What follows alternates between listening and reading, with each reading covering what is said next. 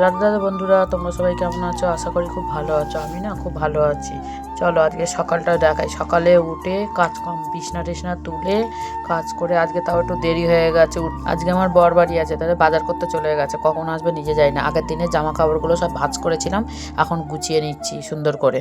গুছিয়ে নেবার পরে তারপর ড্রেসিং টেবিলের কাছে যাব। ড্রেসিং টেবিলটা অনেক ধুলো পড়ে, এই জন্য তার জন্য প্রত্যেকদিন আমাকে মুছতে হয়। ড্রেসিং টেবিলটা মুছে পরিষ্কার করে নিলাম, নিয়ে এবার ঘরটা সুন্দর করে ঝাঁট দিলাম।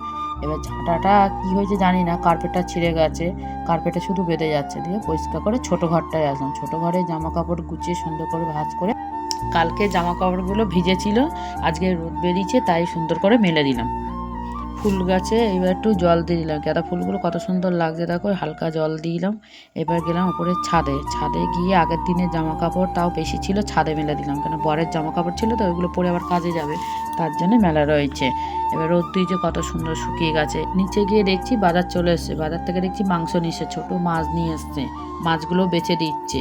আর আমি এদিকে এসে সব মাংসগুলো ঢাললাম, ঢেলে ধুয়ে পরিষ্কার করলাম। কলে মাংস ধুতে গেছিলাম, তারপর এদিকে দেখি মাছটা কাটা হয়ে গেছে। বেতো শাক নিয়ে এসছে, এবার সময় নেই তাই জন্য মেয়ে বাচ্ছে। এবার আমি এদিকে বেগুন, আলু, বড়ি, কাঁচা লঙ্কা সব কেটে নিয়েছি, নিয়ে কড়াইতে তেল দিয়ে বড়িটা ভেজে নিলাম। ভাজার পরে এবার একটা একটা করে বড়ি ভাজা হয়ে গেছে, আলু ভাজছি। ভাজার পরে একটা একটা করে সব বেগুন টেগুন সব ভেজে নিলাম, নিয়ে ভেজে তারপর কাঁচা লঙ্কা দিয়ে শাকটা আমি বসাবো। কিন্তু কার কার ভালো লাগে বেতো শাক তোমরা একটু বলো, শাকটা খুব সুন্দর খেতে। আমাদের বাড়িতে না এই দিয়েই সবার খাওয়া হয়ে যাবে দুপুরবেলা, জানো তো। এবার শাকটার উপরে নুন হলুদ দিয়ে ঢাকা দিয়ে দিলাম, দিয়ে এইবারে সব সবজিগুলো দিয়ে নেড়ে ঢাকা ঢুকি দিয়ে এবার আমি চললাম আদা বড়িটা দিয়ে এবার শাকটা নামাবো। আমি শাকটা নাবিয়ে গরম জলটা করব, করে নুন হলুদ দিয়ে গরম জল করে মাংসটা দেবো, কেন কক মুরগি তো একটু গন্ধ লাগে, তার জন্য একটু গরম করে নিচ্ছি।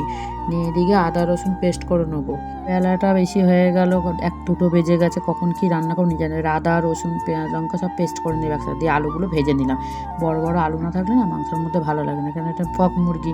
এইবার আলুটা তুলে তেলের উপরে পেঁয়াজ দেবো, পেঁয়াজ দিয়ে আদা রসুন সব যে মশলাগুলো পেস্ট করি সেইগুলো মশলাগুলো দিয়ে কষবো।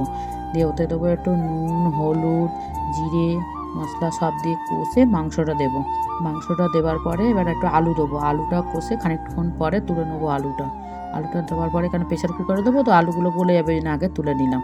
মাংসটা এবার প্রেশার কুকারে দেবো, দিয়ে জল পরিমাণ জলটা দিয়ে তারপরে সুন্দর করে প্রেশার কুকারের ঢাকনাটা আটকে দিয়ে এইদিকে প্রেশার কুকারটা বসিয়ে দিলাম। তো বেলা হয়ে গেছে, কি করব, তাড়াতাড়ি করে তো সব কিছু করতে হবে। এবার দুটো তিনটে সিটি মেরে নেবো, নেবার পরে গরম মশলা দিয়ে নামিয়ে দিলাম। দিয়ে ওই দিকে দেখো ছেলে আর বর ভাত খায় বলে বসে রয়েছে, তাড়াতাড়ি করে দিলাম। ভিডিওটা আজকের আমার এই অবধি।